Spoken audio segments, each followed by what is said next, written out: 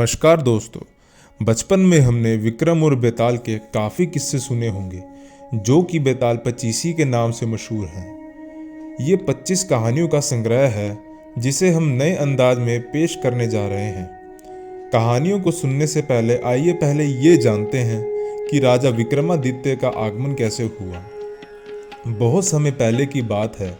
उज्जैन नगरी में सब कुशल चल रहा था, पर एक दिन राजा की अचानक मृत्यु हो जाती है और राजा की कोई संतान न होने के कारण राजगद्दी का कोई वारिस नहीं रहता, जिसके कारण राज्य के लिए नए राजा की तलाश प्रारंभ हो गई। बहुत से लोगों ने राज्य के पद के लिए अपना नाम दिया, जिनमें एक युवक भी था। वह युवक बहुत ही बुद्धिमान और साहसी था। राजा के पद के लिए हो रही प्रतिस्पर्धा में वह सबसे अव्वल आया और राजा के पद के योग्य बन गया।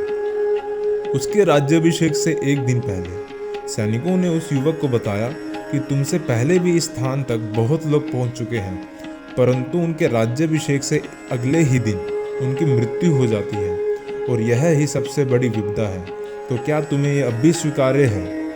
युवक बहुत ही साहसी और बुद्धिमान था। उसने अपने राज्याभिषेक के लिए मंजूरी दे दी। राज्याभिषेक होने के पश्चात रात्रि के समय युवक ने अपने कक्ष में बहुत से स्वादिष्ट व्यंजनों को सजा कर रख दिया और स्वयं हाथों में तलवार लिए चौकन्ना होकर छिप गया। कुछ देर बाद देवराज इंद्र का द्वारपाल अग्नि बेताल आता है और उन स्वादिष्ट व्यंजनों को देख बहुत ही प्रसन्न हो जाता है। वह सोचता है पहले इन व्यंजनों का आनंद ले लेता हूँ, बाद में राजा को मार दूंगा।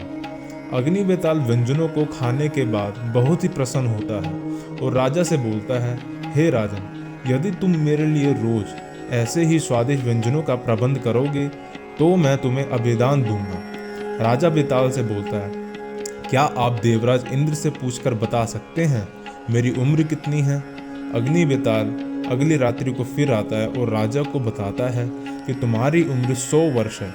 इतना सुनते ही राजा अपनी तलवार बेताल की गर्दन पर रख देता है और कहता है कि इसका मतलब तुम 100 वर्ष से पहले मेरा अंत नहीं कर सकते। राजा के साहस को देख अग्नि बेताल प्रसन्न हो जाता है और राजा को संपन्न राज्य का वरदान देकर चला जाता है। वही राजा आगे चलकर राजा विक्रमादित्य के नाम से जाने गए। कहानी से सीख, विपदा चाहे कितनी भी बड़ी क्यों ना हो, हमें पूरे साहस और बुद्धिमत्ता से उसका सामना करना चाहिए।